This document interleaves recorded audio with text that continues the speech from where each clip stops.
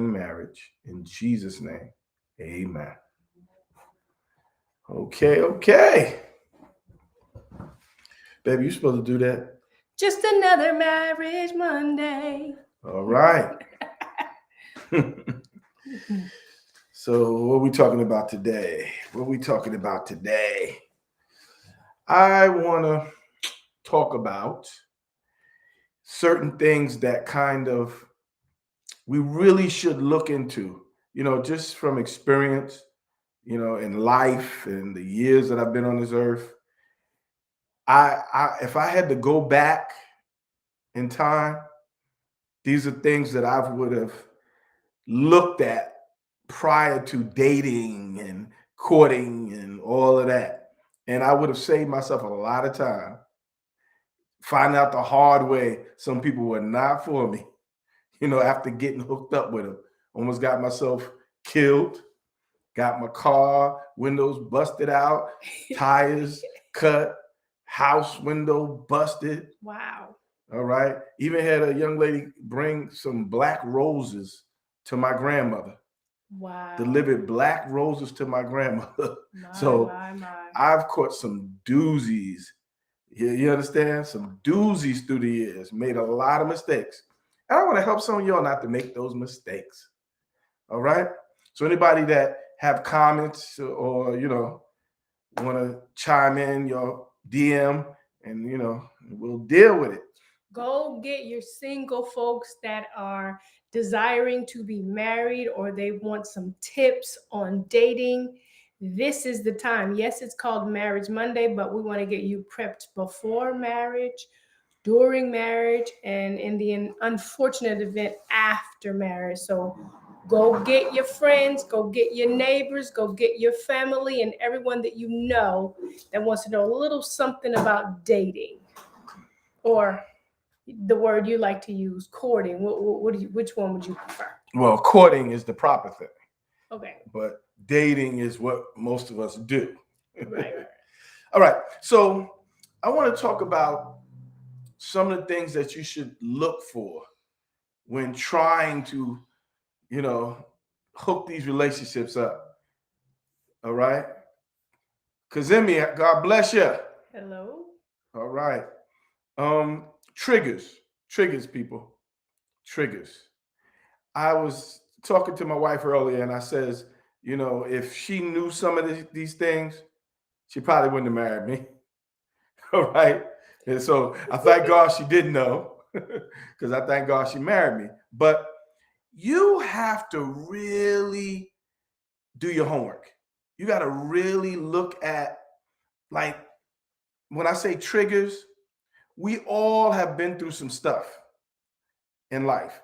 Some have been molested. Some of us been, abused in other ways. Some of us have been, rejected. It's why we had to get adopted, or we didn't know who our daddies was, or our mamas was crazy, and growing up with drug addict parents and all kind of stuff, right? And because we are human, and a lot of us have been broken, you understand? There's certain triggers that we could that will cause us to run to certain things. All right. Like, I'll say, for instance, my trigger personally was when I got of age and I started having sex.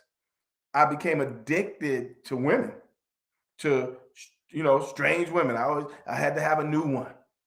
Got bored with the old one, because and when I got stressed out, when I got depressed, I had to go run, and I would go to the club to pick up a new one.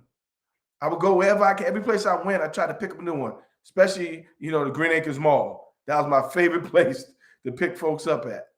All right. It seemed like the easiest place to pick people up at. I would run there to find a new one, a new challenge, because that my triggers, depression, being overwhelmed, being frustrated, those would send me to my drug of choice, which was women. All right.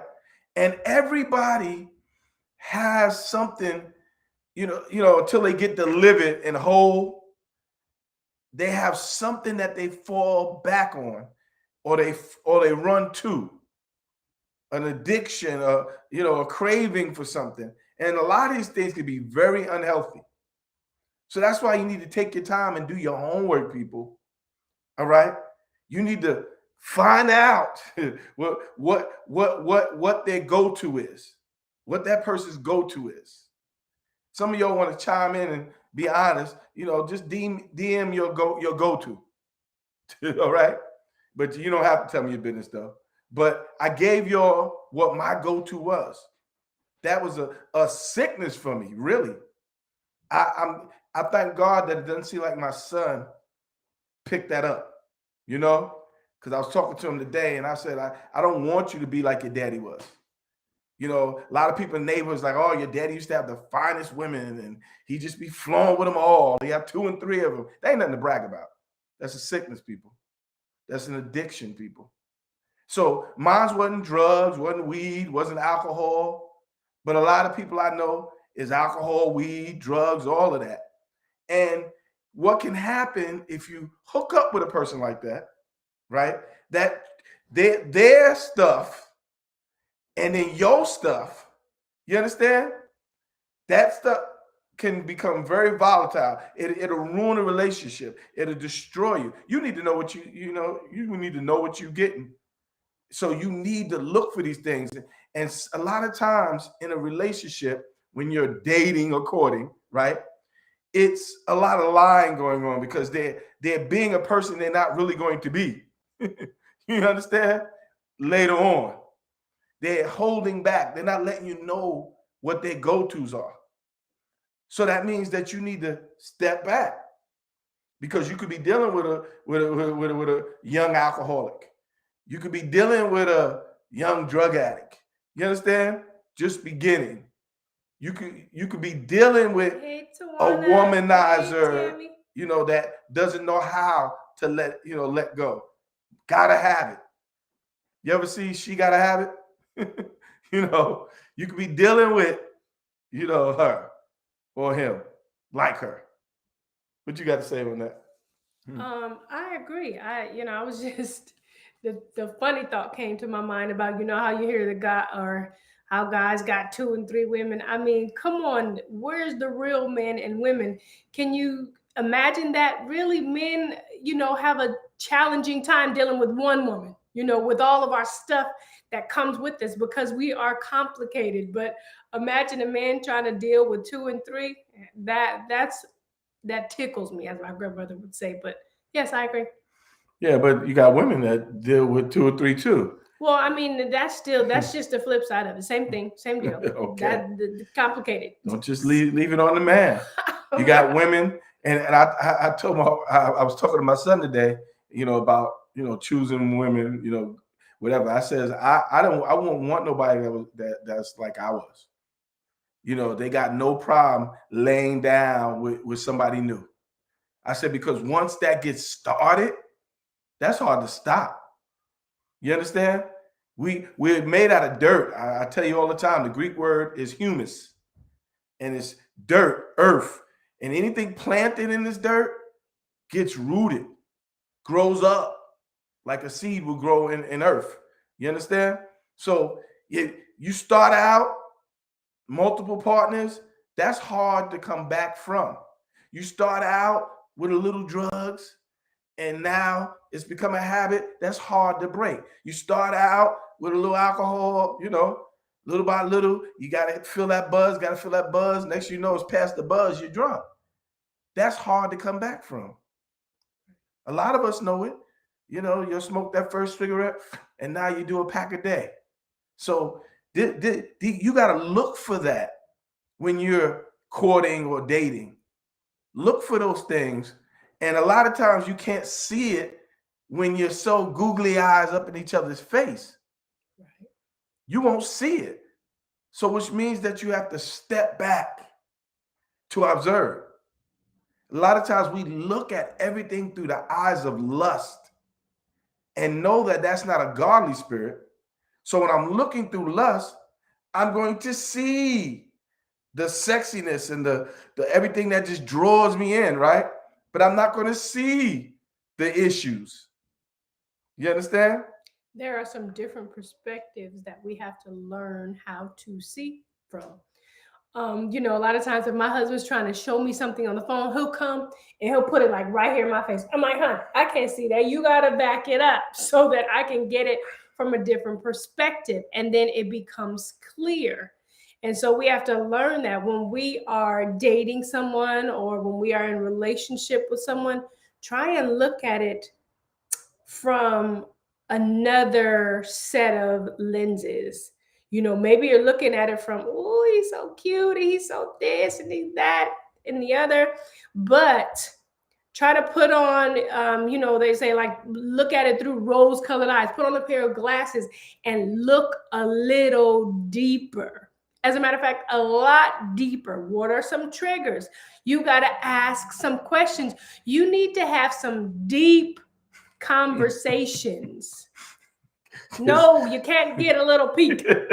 That little peek could kill you, man. Yeah, it'll kill you. Peek just mess you up. Just a little bit. That's like you getting a little hit from a crack pipe. Can I get just one puff?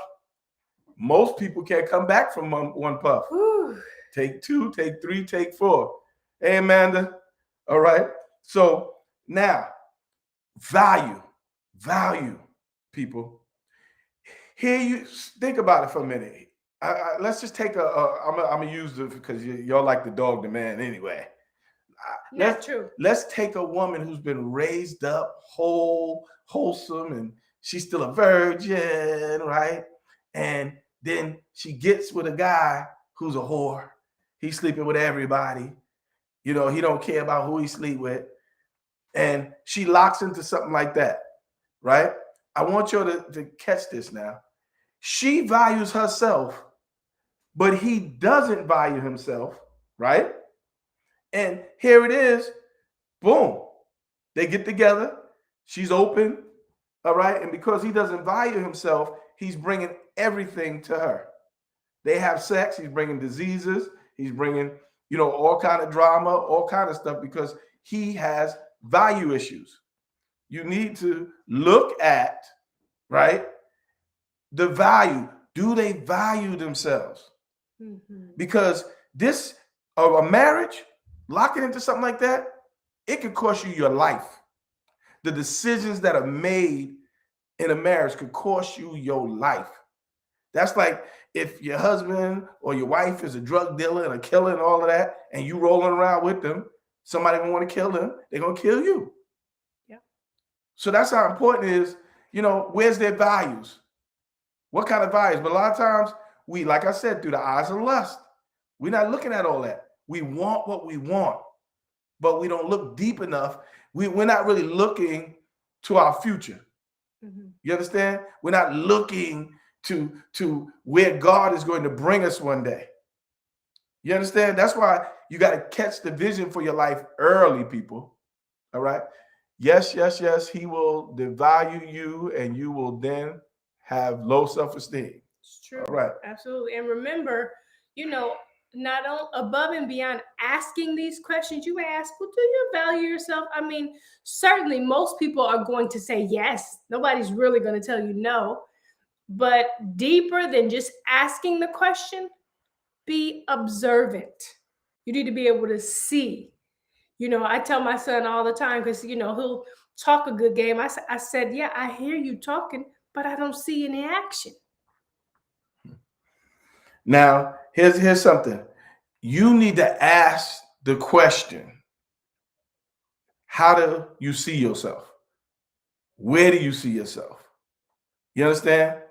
You find out what that person is thinking, but you can't find out what they thinking if your legs is open all the time. You're on your back all the time. You can't find out what they thinking. You understand? If you're always in their face, tongue down each other's throat. You need to talk and let them talk. A lot of talking.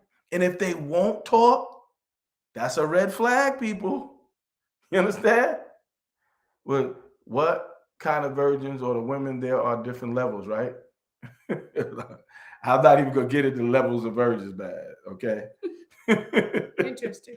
But let them talk, because as they talk, you begin to hear them if you're listening. A lot of times, they'll be talking, but you're not listening. People will tell you where they are if you let them talk. Okay? Get them to talk. You don't want to get into a relationship with somebody that never talked. You understand? Because communication is one of the keys of a successful marriage, a major key. So if they're not talking and that's a key to a successful marriage, do the math. Amanda said a lot of people see value on the exterior, but not the interior.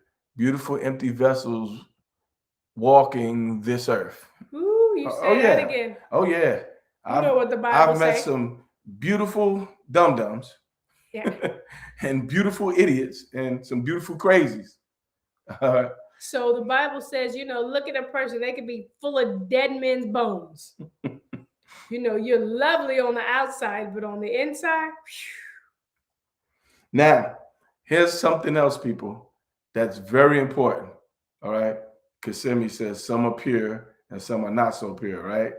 I told you I'm not getting into that. All right. Hi, Bishop. Hey, Bishop. Now, let's deal with this. You need to find out who are people's, what do you call, role models or mentors, coaches, get enough into their life to see who they look up to. The hero, you call it. Okay, the hero. Because I was telling my wife that I had a family member that I looked up to. He was my idol. I didn't think he could do no wrong.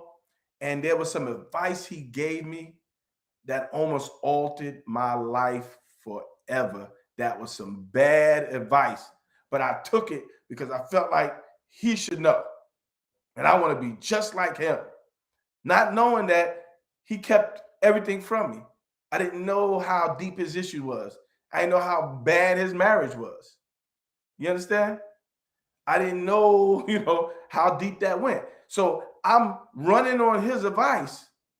And that it took me, a couple of years to get out of the situation I got myself into, trying to be like my mentor, like my idol. So when you are dating or courting, and like I told you, I agree with courting, not dating, but when you are trying to hook up for marriage, you need to find out who's mentoring that person, who they look up to, who they following. And then this way you get a clearer picture of them, because with them, you're so googly-eyed, you're full of lust, possibly, you can't see correctly, but the person that they are eyeing, behind, you could see clearer. So you can get a better picture. Now, a lot of men will keep you from meeting their mama and their daddy and all that. They'll keep all that, try to keep it away from you. And some women will do the same. You want to say something? You need to, as I've said many times before, and you'll hear me say again, you have to use discernment. Because listen to this. So say you get with somebody and they come from a broken family, right? You can take my husband and I example. I came from a broken family. So I came from a mother and a father that was both on drugs. And so who did I have as a mentor? Who could I look up to? I didn't have a point of reference in my life of a godly marriage that was really close to. You had some mentors. Who were my mentors? Who could I look at? I will say, okay, if I patterned my life after my mother, that wouldn't have been good. So you have to really, like we've said, listen to a person talk. Find out what they're looking at. Because the one thing that I did learn from my parents was how I wasn't going to parent, the things that I was not going to do. And that's a lesson in itself. So you got to be able to listen to them. There may not be any mentors. They may have had to get a mentor from a distance, a person that they're reading their books, they're watching their videos, they're seeing on YouTube, like that. Well, just to go to the next, point I wanted to make. Bad experiences, good experiences. You need to, and Kazimi said that's called being nosy. Yes, you need to be nosy. Absolutely. Because this is destiny. This is forever. That's called being wise. Marriage is supposed to be forever on this earth. You understand? Till you die. So that's one of the greatest decisions, if not the greatest decision that you could make. Yeah. Okay? You cannot take that lightly. Nope. When I marry folks, I say, don't enter into this thing lightly, but reverently, soberly. Okay? Don't be drunk. Dig deep. Okay? You need to find out what experiences they've had. Because you got to understand something. We as people, most of us, our flow is a product of our experiences. Say, men, if you got with a woman that was abused by her daddy and her uncles and her granddaddy, you already know that she's going to have issues with men, right? And with you. She's going to, slice little thing you do that they did is going to trigger something. You understand? You say something like them, it's going to trigger something. So you need to watch all of that. You understand? You need to really check that and see, hey, what are the experiences? Talk to me. What have you been through? And then don't just glaze over it. Listen. If she says she has been messed over, you got to know, okay? And me, and you might not want to know all the details, but a lot of times you need to get details. You understand? You need to get details because that stuff is going to surface in the marriage and could destroy it. You understand? One time I was playing with my wife and I grabbed her neck. And this was early when we first got married. And she went off. She tried to kill me. Don't ever touch my neck again. Ever. I knew something happened. When somebody tried to choke her out, which made her that trigger. You know what I'm saying? You understand? I didn't grab her neck ever again. Because I almost didn't live through that. You know what I'm saying? So you need to know. And even genetic stuff, mental illness, sickle cell, all of those type of medical stuff. Because if somebody has a trait of sickle cell and both parents have to have it for the kid to have it, check that out. What if you don't know? Some things you just got to check it out. You got to find out. These are things you need to know. Dig deep. I had a family belonging to my church back in the West Coast. All of them, got wiped out with that sickle cell early.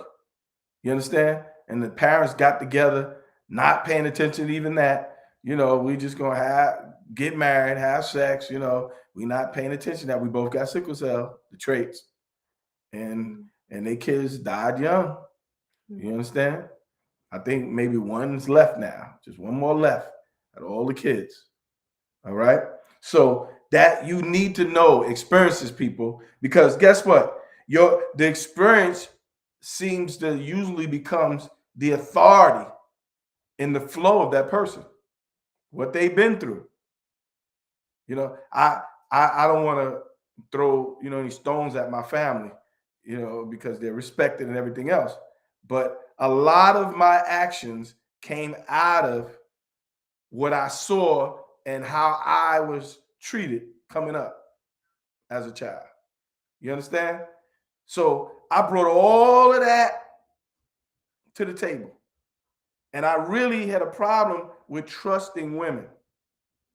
And then I found out me running to so many women's arms came from an issue.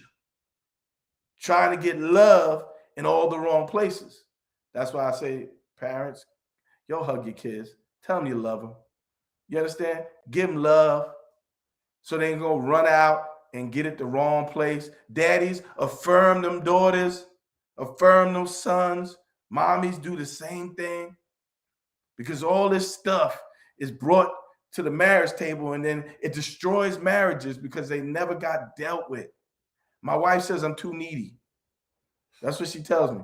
I need hugs all the time. I'm always chasing around the house, always trying to kiss on her all the time, even after we're going on 19 years soon, and she like, does it ever let up? And one day she made me, rejected me so bad. I said, okay, I'm gonna shut it down. And I did it like for a few days. And all of a sudden she's like, why you don't hug me? Why you don't do this? She missed it then. But then I found out the reason why she was so cold was from her experiences. You understand? And it's crazy how the two of us got together. We were just saying that you want to hug, hug, hug, kiss, kiss all the time. And me, I'm like, space, space, space. And you're like, no space, no space. And the two of us get together. And it's like, wow. We had to literally communicate and get to a place where I'm like, all right. And he's like, okay. We had to, 19 years, there's a lot of compromise. There's a lot of merging and meshing that's got to go on in marriage. So somebody wrote, Nicole, nope. Yep. I'm telling you, yep. She was cold. I tell people all the time, she was the dude in the relationship and I was the woman. Stop it. Because I was the one, can you hold me? Baby, where you going? Can we just love on each other? And she'd be like, yeah, I'm done. You're reading between the lines, but we adults. I'm done. It's all good. Got something to do, But it is what it is. I became this way because of certain things that coming up. Like in the Bible, was it Meshivapheth or whatever that name is? Right. Got dropped. Yeah. And he was in Lodabar. He had major issues. He was crippled and issues on top of that. He saw himself as less than a dog. Well, this is stuff that you better look out for. Because let me tell you something, one of the dangers in that. If you get with somebody that doesn't value themselves, they've been through them bad experiences and got all those triggers, right? What do we think is going to happen? Soon as the marriage gets hard, you understand? Soon as the pressures of paying the bills, mortgages, kids, all that, they're going to run back to that alcohol. They're going to run back to that weed, them drugs. They're going to run back to whatever was their, frenemy. I call it frenemy. Whatever was their frenemy that made them feel good. You ever see Monsters Ball? Halle Berry goes, make me feel good, make me feel good. She's so jacked up in the movie. She wanted that man to just make her feel good for the moment. Take this pain away. You all know the story that I've told many times. Like the first day, like the first day or two of our marriage, I was leaving. I was packing my bags to go. And I was always good for if it's too much, if it's too extra, I'm out. And so I was trying to do the same thing. To the left. I was trying to do the same thing in my marriage. And then my husband's like, wait, we're married. I'm like, oh, yeah. Yeah. Triggers. Mommy don't play that. Yeah, I had to let her know, listen, we ain't dating no more. We married now. Yeah. All right. So we locked into this. Right. And I told her, you go, it's over. I'm annulling this thing and there ain't no get back from this. You either stay, let's work this out, or you get to stepping to the left, to the left. I told her I have another one of you. Soon as you walk out that door. You did not say that. Well, y'all know I wanted to tell her that. Let her know I'm the man. Don't just walk out on me. But we got the clothes, people. But I want y'all to just observe, step back, do your homework, look for this stuff, and then know that it's there and know whether you can handle it or not. Some stuff you can't handle. I know some women that have been cheated on, right? And they forgiven and they stayed in the relationship, right? But then I know some women got cheated on one time and they was gone. Well, then what the heck you get with a womanizer for anyway? That was supposed to have been found out Maybe she before. Didn't know. No, that's because she didn't do her homework. Where are you going? You would have took her back. That's right, Kissimmee. That's right. I would have took her back. Yes, you walk would. out on me. I gave her some rules. One thing you don't do. Don't walk out. Talk about I'm leaving and you go. And then don't call the police on me. You ever call the police on me, I'm done. This is my rules. Don't call the popo or me. Don't do nothing I got to call the popo for. Well, see, I wouldn't do that. See, I ain't gonna beat you, I ain't gonna hurt you. But that's my point. But I know women that call the popo for just because they felt like it, just because they wanted to hurt him, or you understand? I don't watched it, even coming up. Well, listen, we're going over our time, but I think this is a really good segue for us to. We mentioned a little bit of talking about kids. I think we should maybe get into next week talking a little bit about the children and what happens to them when they're either, when they're not getting what they need and from the parenting, and see how they turn out. We can talk about ourselves, how we turned out based off of the parenting we got, right? Kissimmee said, don't call 911 on him neither. I mean, I got them rules. Don't call the popo on me. Right. Amen. All right. So God bless y'all, people of God. I hope we were able to impart something that could help somebody. Right. Y'all know that song. If I could help somebody. This Marriage Monday, we ain't as I travel along the way, then my living shall not be in vain. God bless y'all. Good night. And we'll see you soon. Blessings. All right.